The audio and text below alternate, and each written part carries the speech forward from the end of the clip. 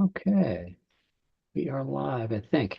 Well, good afternoon, everybody. This is Patrick from the Poison Pen Bookstore in Scottsdale, Arizona, and it is a real pleasure to welcome my good friend Baron Birtcher, albeit virtually today, to talk about. Well, we got lots of stuff to talk about, but we're going to be focusing on, of course, the brand new Ty Dawson novel called Knife River, and it's a killer, folks. It really is a wonderful book.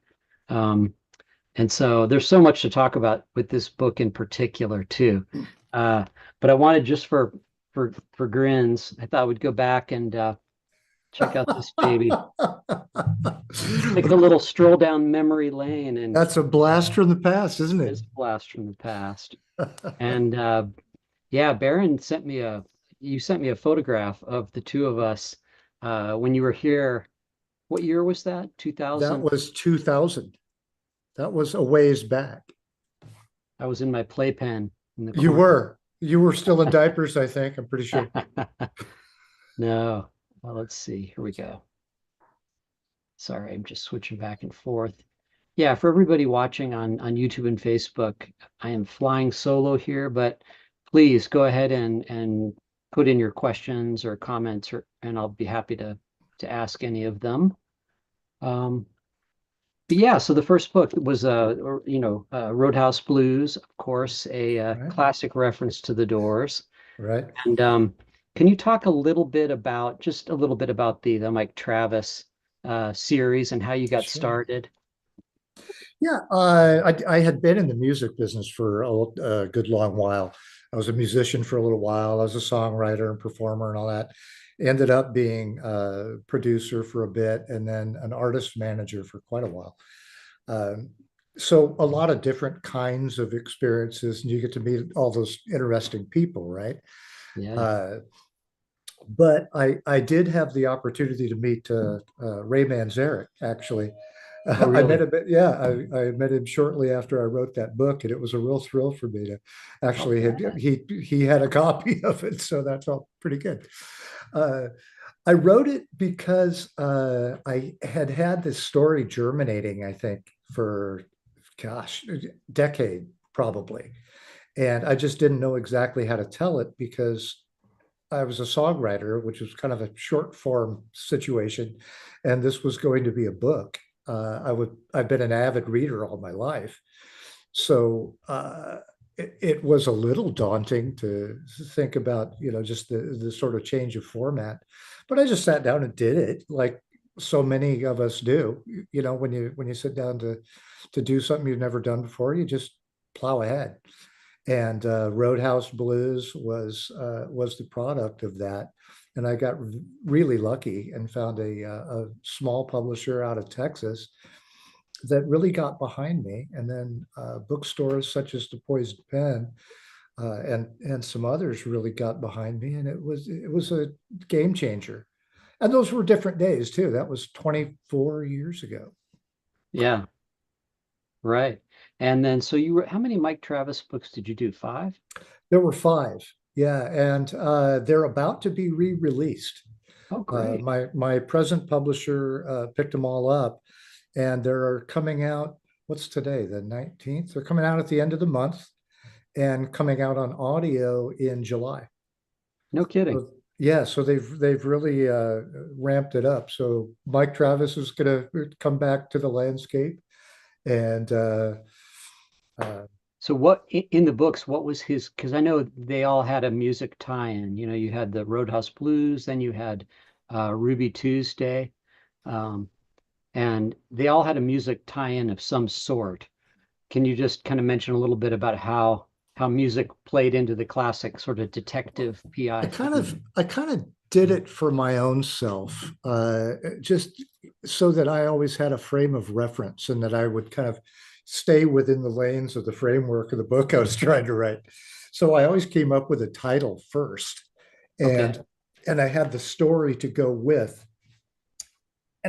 What would happen is a uh, a soundtrack would sort of materialize as I was going through the writing process, and I didn't know that that would happen. That's just kind of what happened as I was writing the first two books.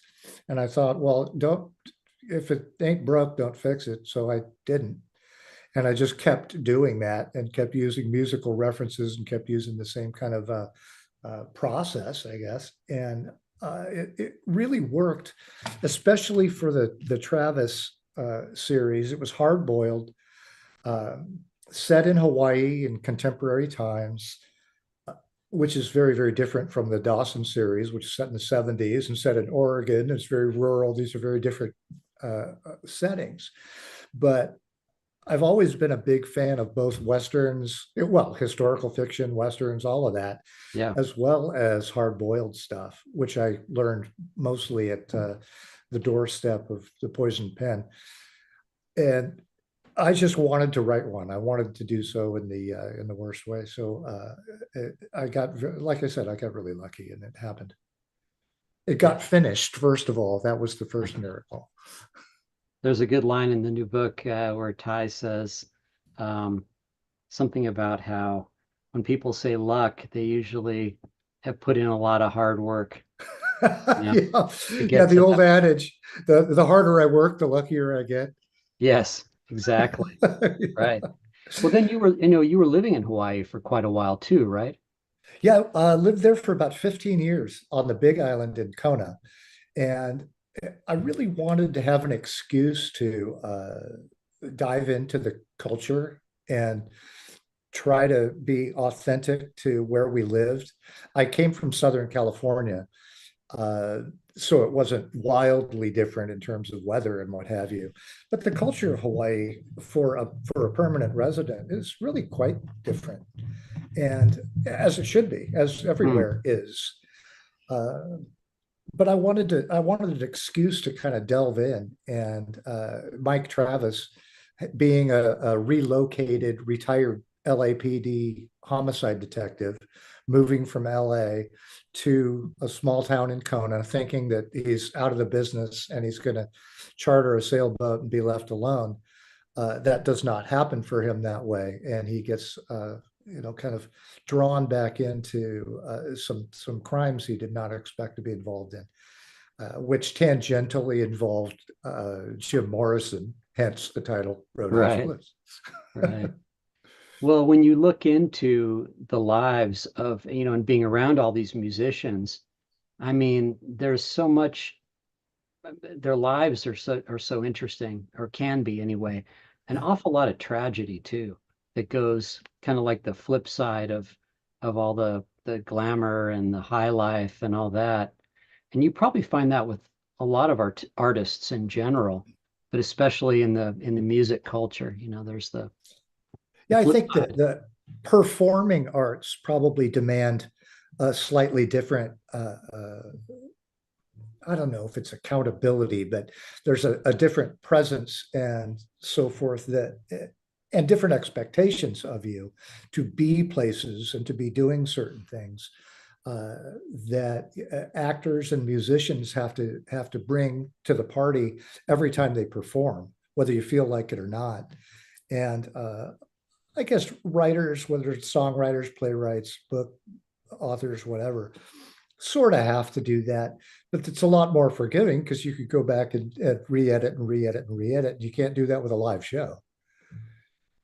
But So interestingly, yeah, it's like especially in the last 20 years or so, writers are forced to become their own publicists. They're forced to, before they weren't, they were in charge of writing a book, and the right, publisher was in charge of doing the rest. That's not the case anymore, as you well know. right.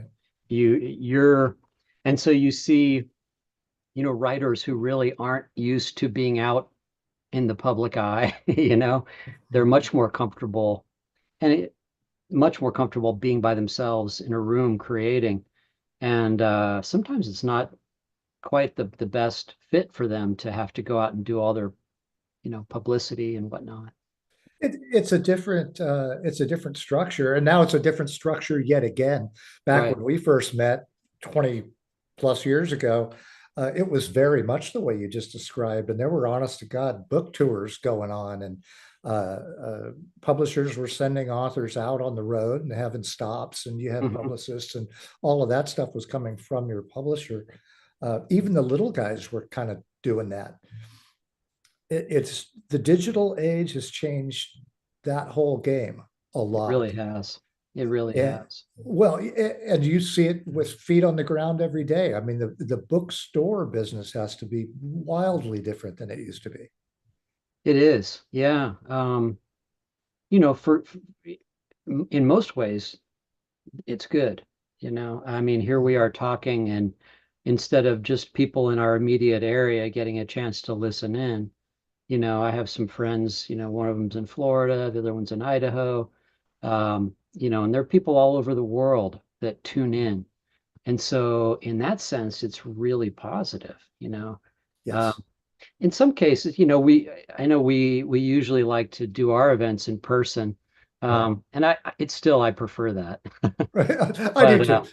This is our first in this fashion, but it's always a pleasure to see you, so it doesn't matter. yeah, didn't we do one before this way? I can't remember. Oh Maybe not. gosh, I don't know. I don't Maybe not. think so. I thought the I just pandemic. sometimes it just seems like I'm on video when I'm not. Yeah, right. And it's I don't know, sometimes when it seems counterintuitive, but uh sometimes if it's just you and I looking at each other, even though we're on a screen, the conversations can be, I don't know, can be quite different really than when you're in front of a group of people. And they can Oh go in yeah, really interesting directions. So there's pluses and minuses for both. I completely agree. And there's one other element that the digital world has brought to both the our business, the writing business, and the music business. And what it has brought is kind of a more level, egalitarian kind of playing field, Mm, where if you have a computer and if you have a piece of art that you want to share, you can. And there's really no gatekeepers to keep you from doing so. Um, dare I say, maybe sometimes they should, but if that's the you know, problem. this is how we learn about self-editing. But what ends up happening, I think, on the consumer side of the equation is that uh, uh, it becomes a situation where you're drinking from a fire hose, and discovering the artist that you like is the hardest part, not actually doing the reading or buying the book or buying the album.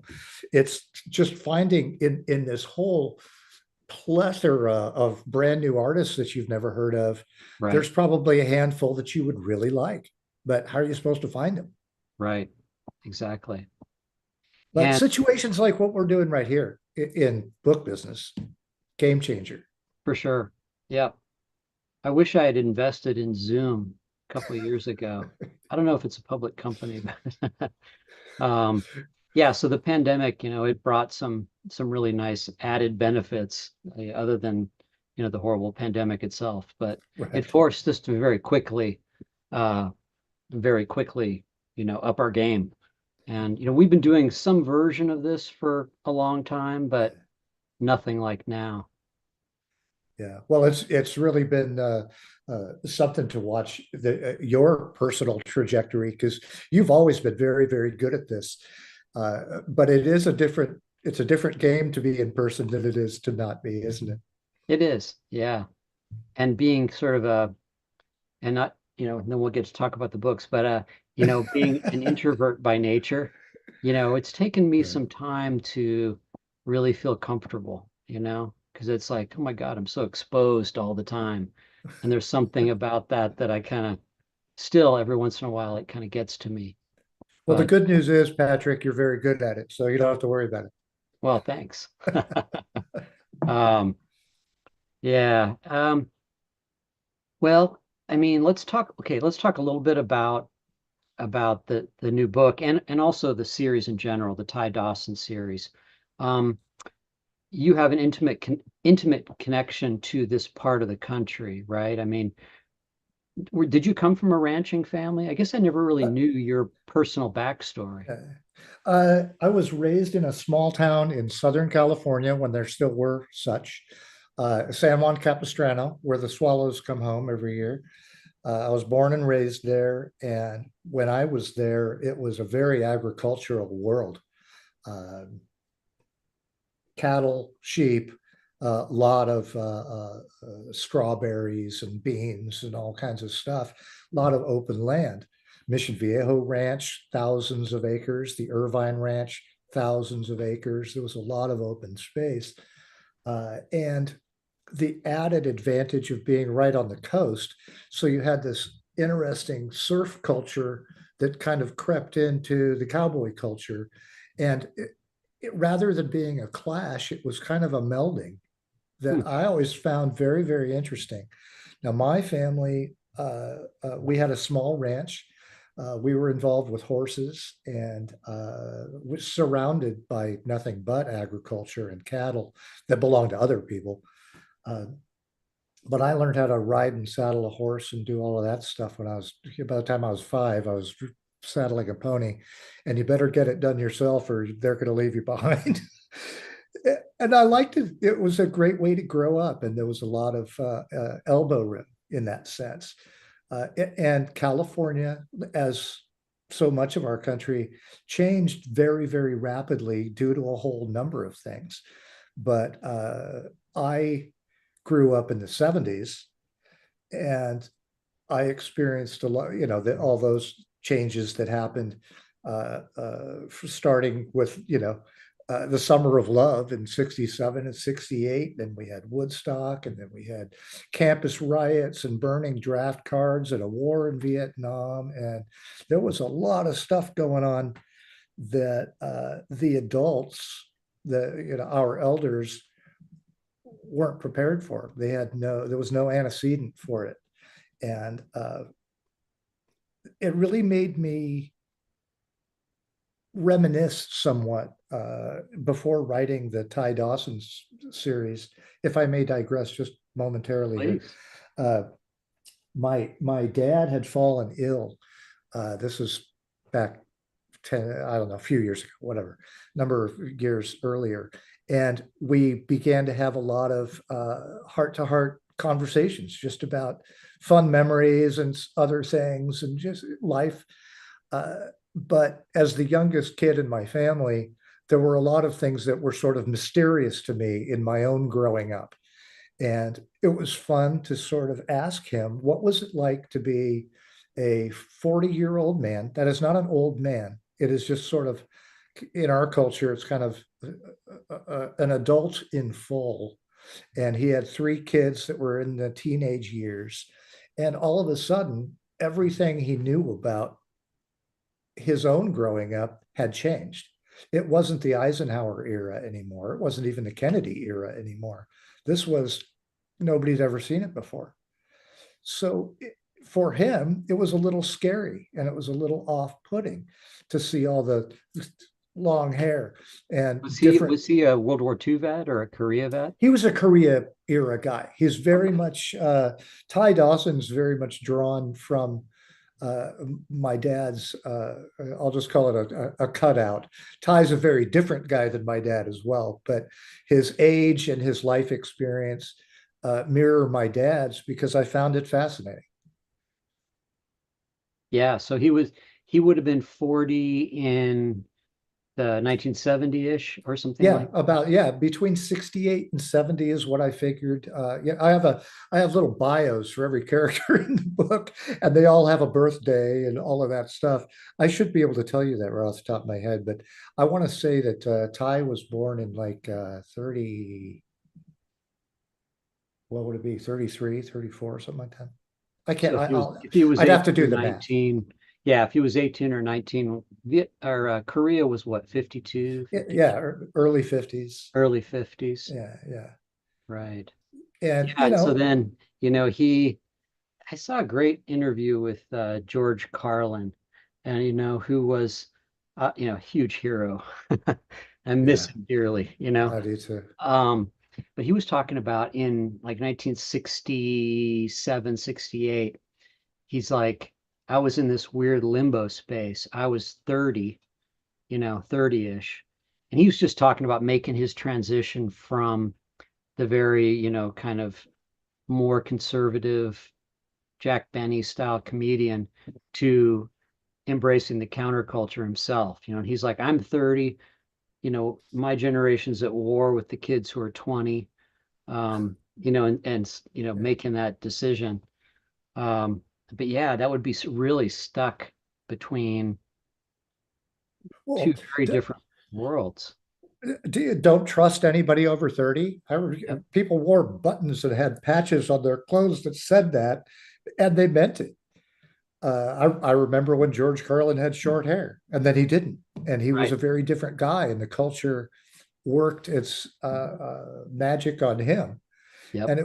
and it was just such a lively, uh, rapidly moving time in so many ways. And you had to be, I think, particularly as a parent in that day, I think you had to be pretty light on your feet in terms of how to react to certain things, and not to overreact to certain things, because people of our generation, one of the options was just to get up and split, and there was no compunction not to. So, A lot of hitchhiking going around at that time too, oh right? yeah, I mean, well, you probably don't remember that. You were I was as we. an 80s teenager. Okay, So well, I was born in 1969. So okay, so we'll talk about mullets sometime next yes, time. yes, absolutely. But yeah, I was born in 59. Okay. So I'm kind of, I'm 12, 13 years old when my brother is registering for the draft. And that was a very scary moment. It was a sobering moment, I'll say, for all of us, because the war came home like it did for tens of thousands of other families. But it's weird when it happens to you in real life. And again, it was interesting to be a man my age now and revisiting how did I perceive that then. So in writing these books and writing the Dawson series, half the fun for me is just to be in the 1970s and to put myself in that place and not be internet oriented, cell phone oriented. There were still pay phones. Mm. And if you didn't have a dime, you weren't going to call your friend. There was no communicating really. Things were very, very different. And they moved at an entirely different pace. And remember how expensive long distance phone calls were? Long distance calls. That doesn't apply today, of Yeah, how course. about that? I forgot Yeah. about even that term is a hilarious Long term. distance calls. Yeah. Yeah, well, yeah, keep it short. It's long distance. Yeah.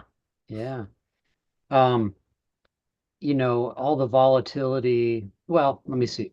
So, I mean, we're both big music lovers, and the 70s is really interesting on so many ways because it's like you make reference, and then we can dig deeper into this book, but you make kind of an oblique reference to Altamont Speedway, and that's when it's always been used as a symbol of the end of the 60s, the death of the Right. 60s.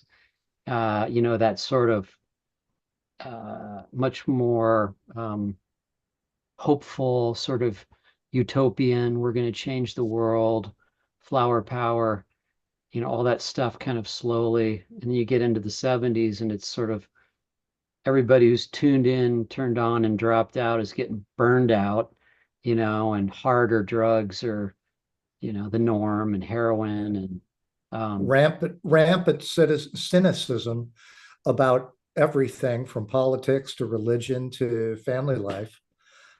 Just mindsets, hearts sort of reset. right. Um, and so in this book, boy, you get to have so much fun, don't you, with That's a fact. Yeah. oh my God. And I when I was reading some of the characters that appear that are in the music business, like the manager and all these different people, I'm like, I bet you Baron knows these people really well and has had a lot of experience with these guys. Well, one of the anecdotes, I'll just give you a little teeny piece, but back in the day, I had the opportunity to be able to work with James William Guercio, who was the music producer for Chicago and the Beach Boys and a number of other bands. But Gercio built uh, one of the first resort recording studios, certainly that was really meaningful in the U.S. And it was called Caribou Ranch. I know you're familiar with it, but Actually, I'm not. No, where was it? oh, is that right? It was in the Front Range of Colorado. It was right above uh, Nederland, Colorado. Really? And Okay. No, I'm yeah, not familiar with that. yeah, they John Lennon recorded there, Paul McCartney, Chicago, of course. They did 5, 6 albums there. Beach Boys, America. There was a time there, the Ram album by McCartney Hmm. was all recorded there. Uh, Michael Jackson. I mean, you could go on and on and on. There have been documentaries about that particular studio, Huh. but I sort of borrowed the concept because when I was working with Jim, we had a lot of time to just talk about things. And one of the things that really fascinated me was that Caribou is I don't know, I'm going to get this wrong, but let's call it 150 acres. It was a large tract of land in a very rural area. Um, and the closest town was Nederland, which is not a huge town. Then the next closest one, shoot, sorry, Coloradans, I'm really flaunting my ignorance, but it's a college town, and the name's escaping me anyway. Boulder? No, no, but That's close to Boulder, right? yes. In any event, According to one uh, of the comments that's come in. Yeah. thank you. Well, then, yes. In any event, there were regular kind of culture clashes that would occur when you had the artists move in because that's what they would do. The artists, the bands, the management, the entourage, the whole thing. Everybody moves onto the property, and they lived in these cabins and what have you, ate there, and they lived there for weeks at a time while they recorded an album and wrote songs and did all of this stuff in this very idyllic world. Well, when they wanted to go let their hair down, a bunch of people from places not Colorado showed up in this little town, and you can imagine it really sort of disrupted the norm. And These unsavory characters and hangers-on and just all kinds of dealers and just all kinds of unintended consequences of just sure. being there. And I found his stories to be fascinating. He was a fascinating guy to do it. It was wildly successful. But then I thought, the town of Meridian and the county of Meriwether, where the Ty Dawson series is set, is very much cut from the same cloth as what I just described, where they put Caribou.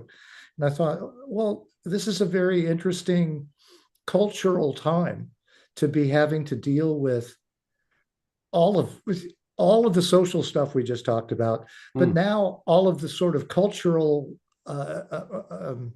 musical things, artistic things that happen when, imagine just Jim Morrison rolling in with his 4 or 5 wild buddies to some little town in Joshua Tree. I don't know, stuff's gonna get weird. And Ramparts. and it did. Yeah, it did. Yeah.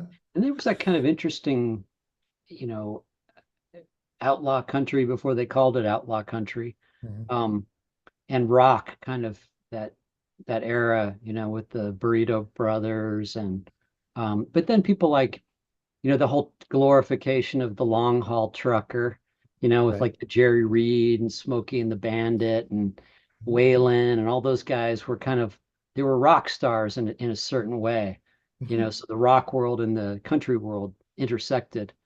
Um, Very, very true. Very much the case. And it was all of it was so unexplored. It was so nascent that nobody really knew what to do. If you had an accidental success, for instance, like the Eagles did, well, how do you follow it up? Well, I don't know. We've never had this before. And in their case, what did they do? They shipped them over to England. What? Oh, well, okay. That's an interesting choice. Yeah, right. So just to set the scene for the folks watching, so this is a kind of a story that has a dual timeline. Um, the contemporary story is set in 1976, I believe, right? Yes, And which is the year the Sex Pistols arrive, which ushers in a whole new era in music. the bicentennial. Yeah, yeah. So, but Meriwether County is it a real county, or is that a fictional name for a? And how did It's you a happen to choose Oregon? I know you live up there now. I live in the at the north end of the Willamette Valley in a very rural area. All my neighbors around here have either cattle or horses or wine grapes or something. So it tends to be pretty agrarian around here. And the towns are fairly small and rural as well. Uh, so it's home. It's very much like the home that I grew up in. It's what Capistrano was like when I was growing up. So it's a very familiar feeling to me around here. Uh, I I didn't want to trap myself by setting the series in a real place where I would either have to apologize or walk on eggshells or Right, something, which is the thing that the authors have to consider and do for sure. very carefully when you're trying to figure out how to where to set your story. But the setting is so important to everyone's stories that they're telling because setting is culture, and culture determines what your characters do and how they respond to any situation. And a character in Portland, Maine is going to respond differently than a character in Portland, Oregon. And Sure. it might be the same, very same thing, but the response will be slightly different. And I find that interesting. It's a beautiful human thing to explore. Yeah. So I wanted to make it fictional so that I could have some freedom to invent people that might be less savory than anyone would want to admit. Right, right. And the 70s, if I'm not mistaken, there's this collision going on in so many ways between like this fairly new environmental consciousness, or the EPA, Environmental Protection Act, and I'm just thinking about some of the where the government comes up against the people in lots of different ways, and the Bureau of Land Management, which Mhm. you write about extensively in these books. Um, yeah, Water rights, grazing rights. right. There's a lot. That's a very apt description that you just provided. Yeah, I'm thinking about some of the literature that sort of came out of that time. You think about, I know Edward Abbey wrote famously a little bit later, but about that, and some of Jim Harrison's early work, Steel, like I think it was A Good Day to Die, Mhm. deal with a lot of this sort of collision. Um, and in your books, we get it's a great kind of combination of different traditions. Although really the mystery, the detective tradition is the Western tradition with Yes, well said. although they're trading in the Stetson for the fedora a little bit later, but it's the same sort of Mhm. loner character kind of against the grain. Um, and with your character, Ty Dawson, he kind of represents these a code of honor that you often hear about with classic detective stories. Um, and it's sort of an old school sense of honor and integrity and things like that. Um, talk a little bit about Ty and sort of where he comes from. Uh, you really hit it right on the head. There's a very real cowboy code, and having grown up with cowboys of a lot of different ages, some of them were. I thought that they were the oldest men in the world, and they were probably younger than me now. But old guys, there were young guys, there were the guys that were trying to kind of make their bones and get on with a ranch and so forth. So you kind of had to be tough and talk tough and all of that. Um, but at the core of it, the spine of the order was honor. And when you broke that code of honor, just as between people, as between professionals, the respect that you lost from your peers was huge and very difficult to regain. So as a result, it was very, very valuable to you and you treated it very carefully. One of the interesting things that I've always liked about cowboy culture is that, and I use a couple of these adages in the books over the years, but you can tell a lot about what I'm about to say, I believe is true. I think you could tell a lot about a cowboy. This goes for any gender of cowboy that we're talking about, a cow person. You could tell a lot about them character wise by the way they treat their hat Their and hats? their hat. And if you treat your hat with care, a hat is a very expensive accoutrement. And without it, it's a long day in the saddle. So you got to treat it with a little care. When you're dressing up and you're going out to the bars and so forth, you're wearing a different hat, and that one you treat very, very differently.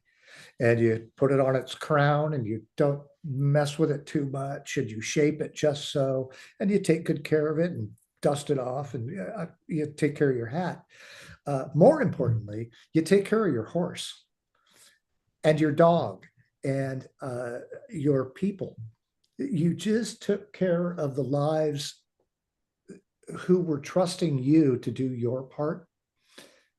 You were being trusted, and that trust had to go both ways. And you could tell a lot about a person by the way they treat an animal. And you always, in my world, you always took care of your horse before you ever went in and ate dinner yourself. You brushed them, you curried them, you fed them, you made sure that they were all blanketed and taken care of. You didn't leave the barn until that horse was put to bed. And if you did, nobody'd have any respect for you. And to me, that's kind of at the spine of the cowboy code. And I like knowing that. And I like knowing who those people were and remembering who they were. And it's why sometimes things would seem seemingly trite that would break into fights, but it was about honor and it was about breaking the code, and it was not okay.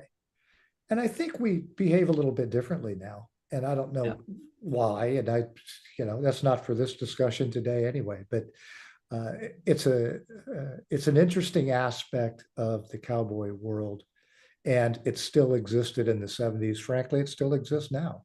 Hmm. Yeah, I had a really, it's an honor to talk to him, but I had a great conversation with James Lee Burke last week, about a week ago. Yes, you did. And and did you watch it? Oh, yes. Oh man, that was so great. And we kept going for like an hour and 40 minutes. And it was self-indulgent of me to do that. But he was in such great form and saying, really important stuff, I thought. And so I everybody agree. seemed to hang with it well.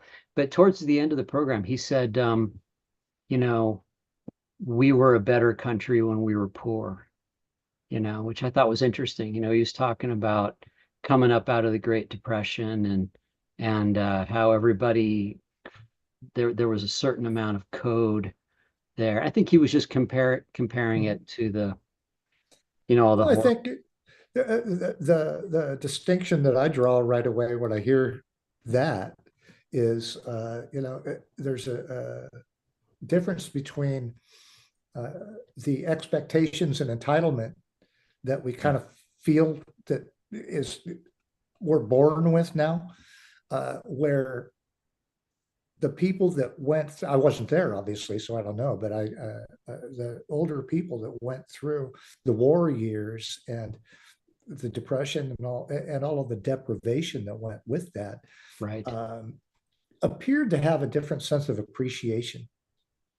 Well, I think it inclines you to move towards your fellow, Yeah, you know, man rather yeah, than separated. yeah. And that notion maybe, I don't want to put words into his mouth, but that we're all in this together, you I know. think that's a really interesting observation, and as usual, enormously eloquent way to say it. Yeah, no, he's a big hero of, I think, both of ours. Mhm. So that was a treat. Um, and let's see, boy, we're not almost out of time because we started a little late, so we're gonna go a little late today if that's okay with people. Um, and we haven't even gotten into the new book very much, so let's do that real quick. Okay. What you were talking about animals, I think is a really beautiful thing.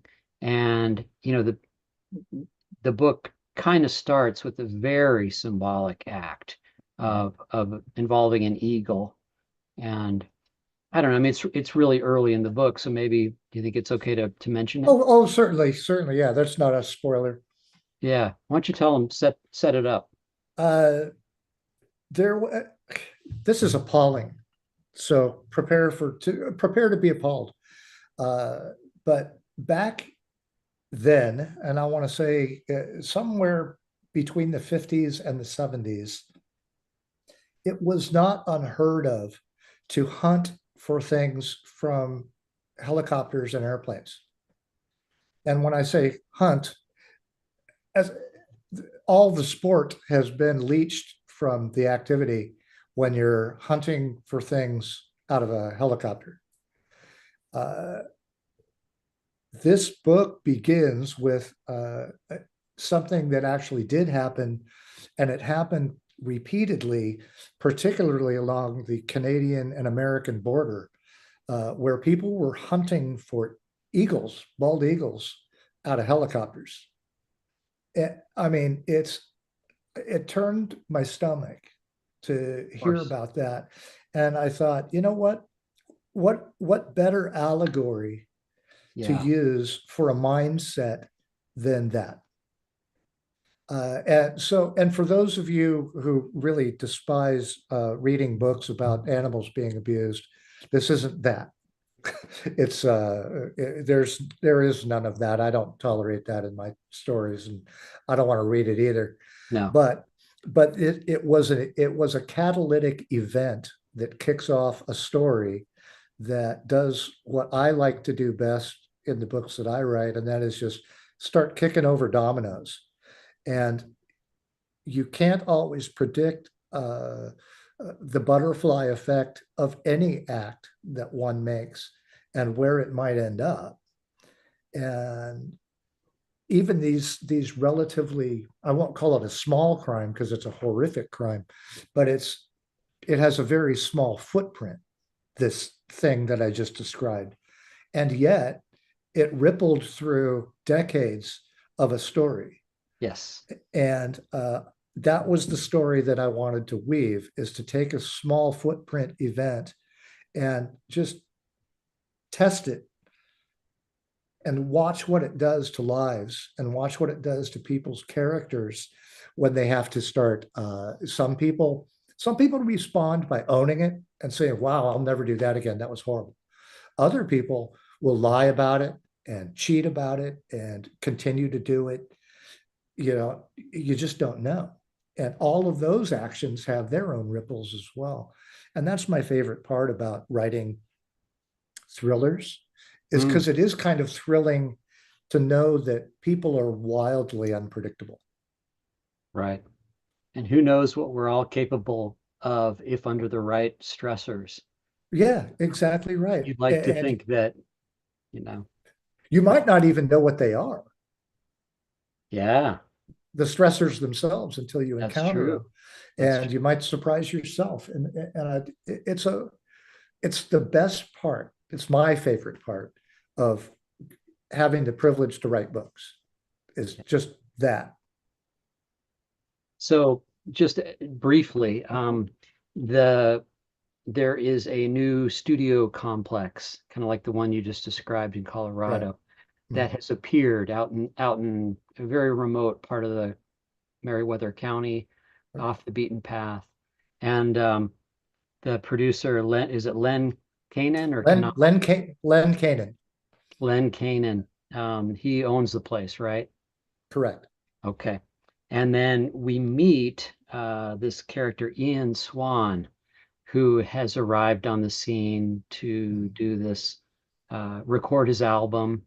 But they're also building this massive amphitheater structure out there because correct me if I'm wrong, but they're going to make this big filmed concert experience to coincide with the release of the record, uh, Correct. and it's going to bring a lot of outsiders into this area, and there's a lot of pushback against it. Well, with Woodstock and Altamont being top of mind for anybody who was alive during the decade, all you had to say was rock concert, and that's the first thing you think of is, oh my God, somebody's going to get killed. It's the first thing anybody worried about. And then bring in a bunch of pot smoking hippies into the forest and turn them loose listening to rock music and God knows what all. This has got disaster written all over it. I think was sort of my take of what popular adult culture viewed as being the norm in a situation like we just described. Not necessarily so, because on the other side, on the artistic side, you have people like the artists you just described. You have a very big thinker like Len Kanan, who's a record producer with big vision, and putting out a new record isn't enough. We're going to do a movie too, and we're going to blow you up as an artist. You're not going to just be new album guy. You're going to be worldwide. And that was Did you sort have of a model in mind? I was trying to think of some examples of that came out. I mean, I think of the band, and yeah, the Last Waltz, which is right. I amazing. was very much thinking about those kinds of films where and that was a very baby Martin Scorsese did that movie. Is that right? Yeah, and he broke a lot of movie making rules I didn't know that. in Wow. how you do it. And the band broke a bunch of rules themselves about how you do it and what songs you pick, and just all of like the rest of the 70s, the rule book went out the window. So all of a sudden, there was just some would view it as anarchy in a terrifying way, and other people would view it as anarchy in a very exciting way. Hmm. And Knife River happens kind of at the confluence of those two mindsets. And how you cope with that is the story. And then, of course, we learn, and I don't want to get into spoiler territory, but we learn that there is a connection to, a very dark secret in the town that the town has, going back to 1964, I think, right? Yes, With the murder and cover up of a young woman. right. Uh, and we And really go much deeper into it than that, but but unless that you does want get into to, spoiler territory. unless you want to, but No, what we'll leave. That's more fun for the readers to yeah, Heather turn those Lomax. pages. Yeah, your memory always blows my mind how you remember character names. You read about 50 books a week, I think, and you always have this memory Well, picking that's not true. I've just brushed up on it before we started talking. But up. I love that you picked Lomax because that's such an important name in music history, Yeah. with Alan Well, Lomax, and just I, as a I fun kind of nod. I like to sort of cherry pick that kind of stuff. And there are some people, Jerry Garcia and Stephen Stills have walk-on cameos in the book. Because for me, it just lends authenticity, and they were doing what they would have really done had they been sitting in there doing what they were doing. Uh, and I liked it. It made it fresh for me. As for the old crime, and as for looking back on what I had said earlier about the butterfly effect, sometimes, well, in this book, what happened in the 70s, what was occurring in real time, sort of reawakened and reignited some old passions that I think everybody thought were long gone and frankly didn't want to talk about. And having come from a small town, uh, and gone to a small high school, and everything was just scaled differently than now. I won't, not better, worse, or anything else. Just the scale seemed different. Uh, as a result, it was interesting to realize that almost every small town has its own little bit of history where, yeah, well, we don't talk about that. Hmm. Yeah, well, yeah, those people moved away. Well, whatever happened to them? Well, I don't know. Don't ask. I don't know. Kind of stuff. And that intrigues me. The minute you tell me you don't want to know, I absolutely want to know. Of course you do. Yeah. That's a very Southern thing too. I mean, it's universal, but with small Southern towns often have secrets.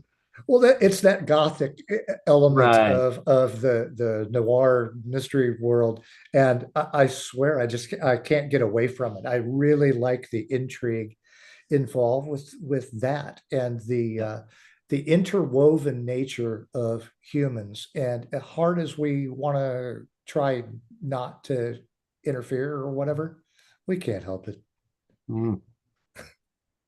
So this is someone was asking, this is book four, correct? Correct. Yeah. Book Yeah, in the four. Tie series. The first one was The South first one California was Purple. South California Purples, named for a song by Chicago. Uh, that was my first nod to Jim Curcio, the producer. But when I was talking to him once, I said, someday I'm going to write a book of that title. Would you mind? He goes, oh, hell no. I think it's an awesome title. Do it. But that was 10 years ago, longer. And I loved just getting his tacit blessing on, well, it wasn't so tacit. I got his blessing to do it. And I was grateful for it because I like that it really makes no sense.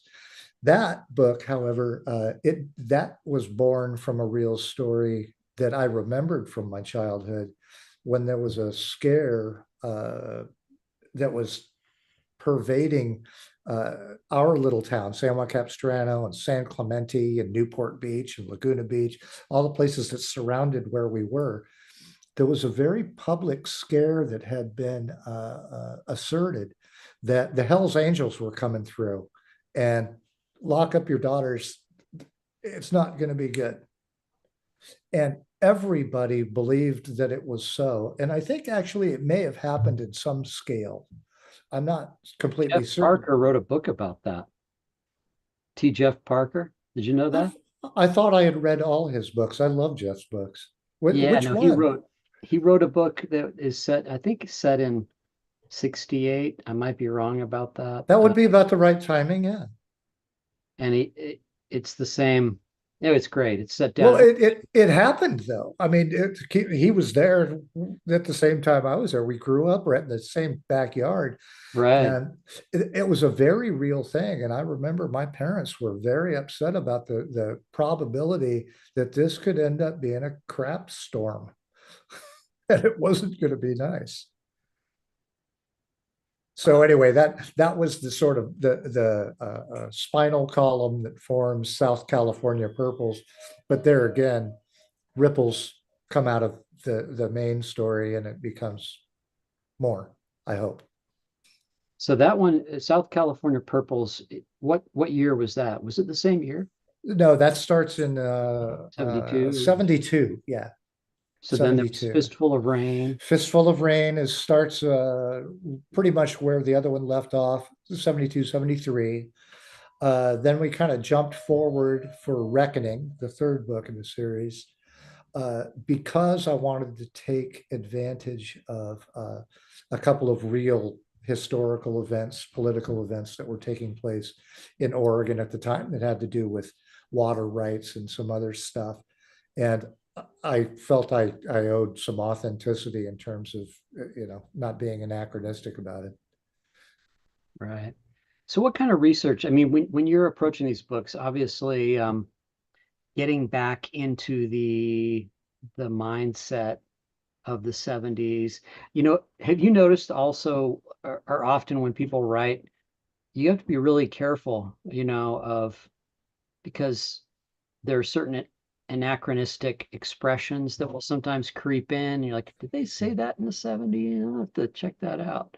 Right. Um, what kind of research did it require of you to get back into that zone? Um, Sadly, not very Not much. much. I have very vivid memories of a lot of that. I did read three or four books that were written at the time.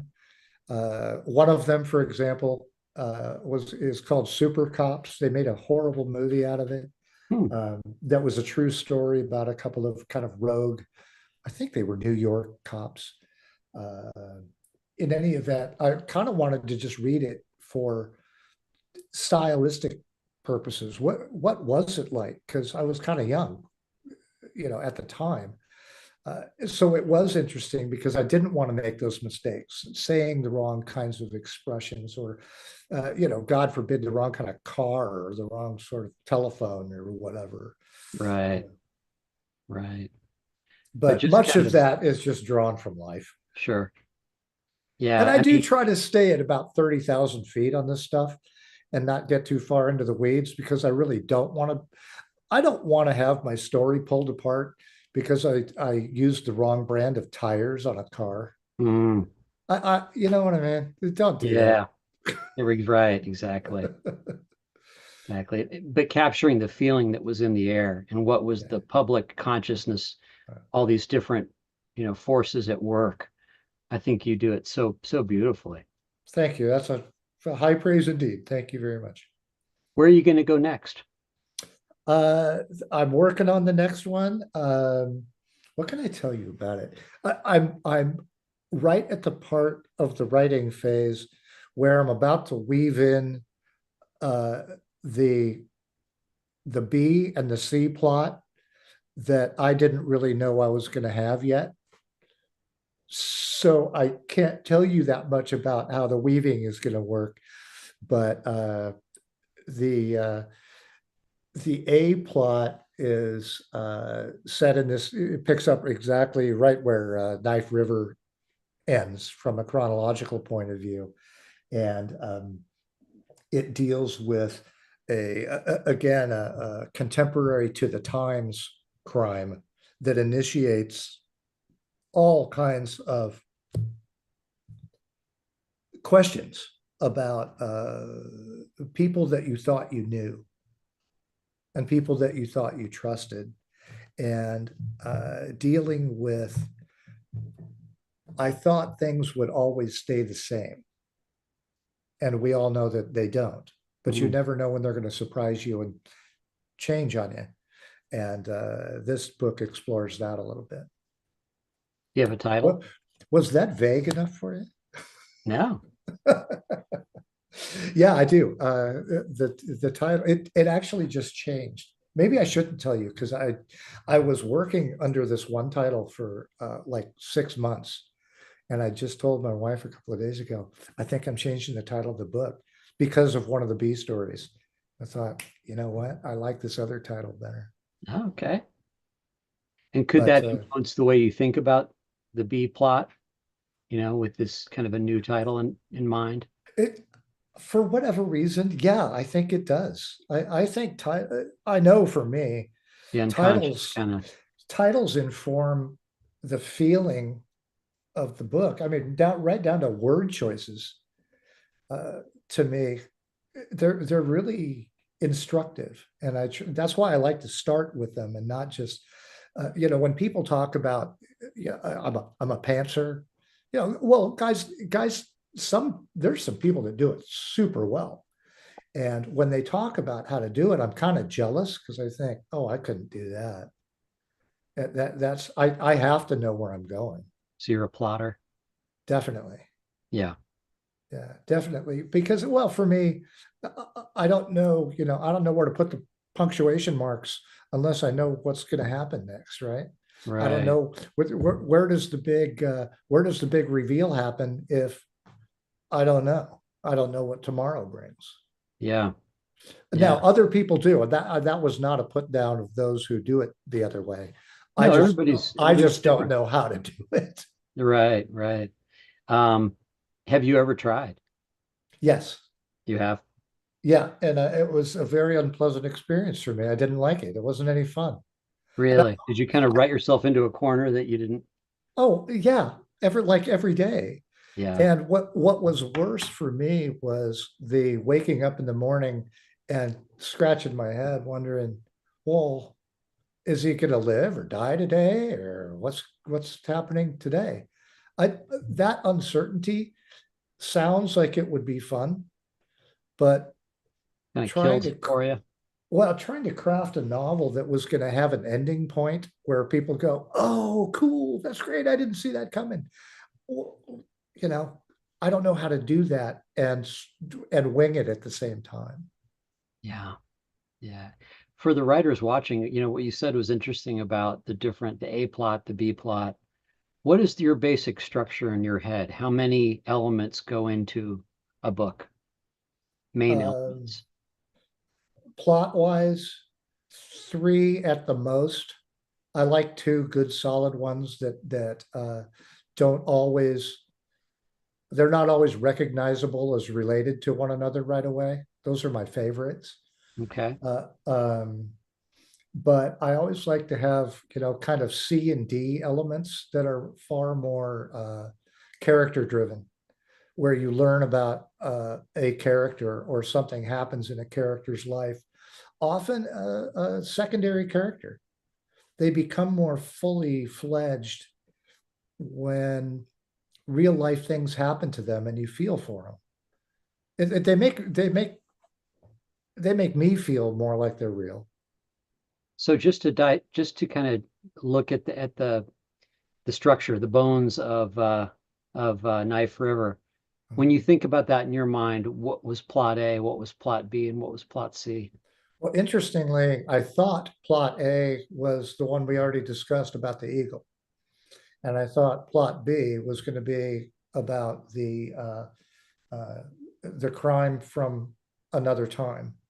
And uh, tertiary plot was going to be the studio and the The goings music. on culturally, the musical element.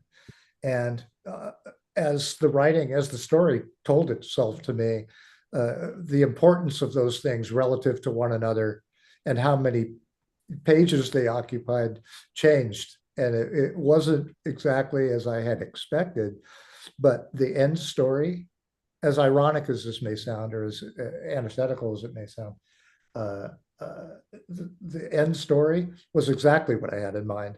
It just unspooled in a surprising way for me. That's really cool. So you'll start with an outline, but you'll allow yourself the latitude to kind of morph it Yeah, as it wants to yeah, change. definitely. And yeah, having said that whole plotter pantser thing, I definitely start with a pretty well crafted outline.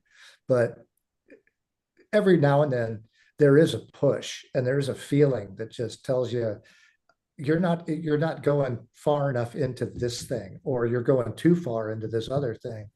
And you just have to attenuate. And it's back to the music analogy.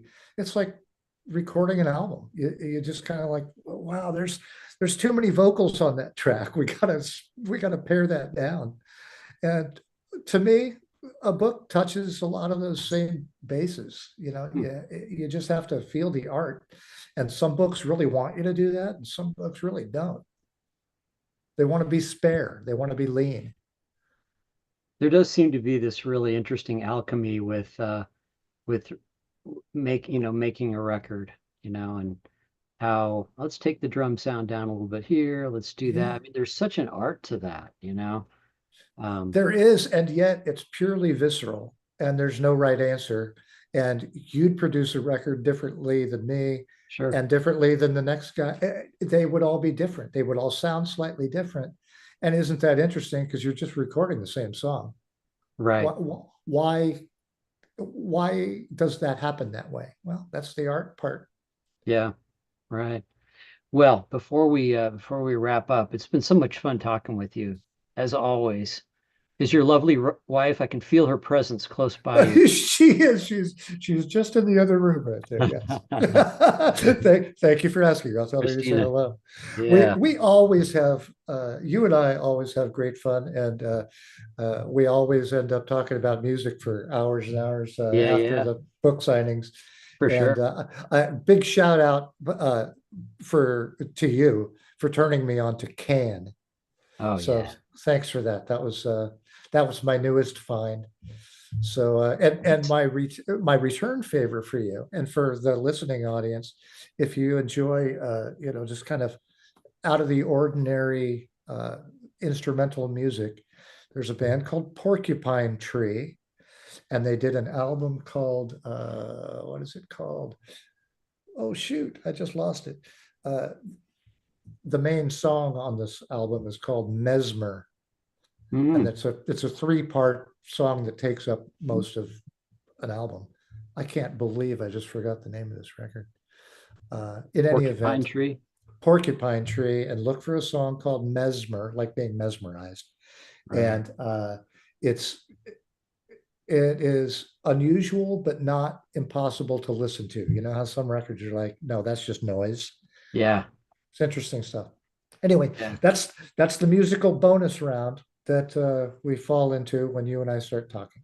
And I got to say, I got to admit this in front of the world. I was a total idiot when I years know ago, what you're Baron. I know what you're gonna say. Yeah, years ago, Barron had he made a point of saying, how great humble pie was in one of his books. And when he was here, I'm like, I think Uh, you might be overemphasizing the importance of humble pie, which was total bullshit because I went back, it was a really lame thing to say because I went back, and discovered the genius of Steve Marriott yeah. and of course the small faces and humble pie, and Barron was right on the money. So I'm admitting it. I was totally wrong. Wow. Wow. Thank you. Yeah. And Thank you I've there. come That's a around. very public admission. That's a big move. Well, I love the small faces so much, and Oh I've come yeah. to appreciate. And Marriott was just one of a. We digress. I'm sorry, Yeah. folks. Um, This is what happens. yeah. So let me just hit a couple of these questions, and then I have to go because we have to go to our next engagement here at the store. You have other things to do? Well, Ah, yeah. Let's see.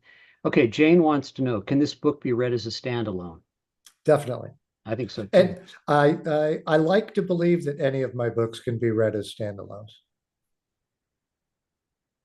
Yeah, Ivana, let's see. Ivana says e the Eagle was definitely plot B and how it helped Ty's officer regain his sense of self. Yeah. A great comment. Yeah, for That sure. was well stated. That's beautiful. Yeah. That's right. Robin wants to know, Baron, do you have input on your covers and your audio readers? Not audio readers, but not so far. I would love to, but I don't really have any beef with the audio readers that I've had so far. So far, so good. And they're produced by other people, so I have no say really in that process at all. The covers, the publisher's been very good about showing me covers, and I have, I've thumbs down some stuff. But when they show me the one I like, it's like that's the one. And so I don't know how to answer that. I guess I do have input on, but I have no creative. I don't tell them what to do. Yeah, They just show me what they think it ought to be. right. And Ivana says the Ty Dawson series only has two books. Incorrect. This is book four. So Yeah. if you haven't read them all, go back and fill in And the Ivana, gaps. I understand why you think so because that place on the internet that starts with an A has misstated which books are in the Ty Dawson series. Oh, But is that right? yeah, but there are four of them. There are four. Yeah. All right. Let's see. I think that's about it. That was very insightful questions. I appreciate Real that very quick, much. Thank you. real quick. Renee wants to know, what are you currently reading? What am I reading? Um, Have you read Crete yet? no, I save James Lee Burke books for special occasions when I can be left alone and just read it uninterrupted without anything else. So I save them for vacations. So I haven't read Cleat yet. It's a beautiful looking book, as Yeah. they all are, but no, they're too precious. So I have to save them for vacation. I am reading what I just finished one. What the heck was it? I really liked it too. Oh, I know what it was. It was Jim Latwell's new book that has not yet come out. Oh, really? Yeah, really good book. I don't even know if I'm supposed to say the title of it yet, but I it don't know. was. He's watching, so Hey, Jim. No, it was a great book, great series. Jim writes two different series, both very different from one another, and I love them both. He's a great writer. So if you're not reading him, check him out. I've heard of him, but I've never had the pleasure. So, Jim, drop me a line. I would love to Yeah, dude, become better you'd really acquainted like with your it. stuff. He's Yeah, got a fascinating background as well. really. So Okay. yeah. Yeah, Jim, it's just Patrick at poisonedpen.com. I would love to hear from you. Oh, finally, the painting photo behind him, please. Okay, yeah. Is that like a Oh, Hudson Valley? this there? Yeah. Uh, yeah, it is. We picked it up at an auction, so I don't even know where it was. I don't know much about the artist or the provenance other than it's an older oil piece, and I just loved the lighting and the color because it looks like the Willamette Valley to me. Very But cool. I don't think that's what it is. I think it's an East Coast setting. Right. Sorry, that was a disappointing answer, wasn't it? No, those the Hudson Valley School. I love that stuff. Oh, I do too. Yeah. Yeah, beautiful.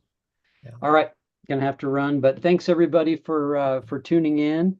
And again, the brand new book is called Knife River. I've got a copy of The Reckoning. And Reckoning. Very handsome set right there. Then I got Fistful of Fistful of Rain, Rain. and Wow, they're all back in print from Open Road, right? yeah, that is correct. It's Everything's exciting back in about print, the and it's travels all too. yeah, and it's all coming back in audio too. I'm very excited about sort of being reinvigorated. It's like a transfusion. That's awesome. Thank you, All right. Patrick, for Have a having me. great night, and we'll catch Uh, up soon. Thanks everybody for being here.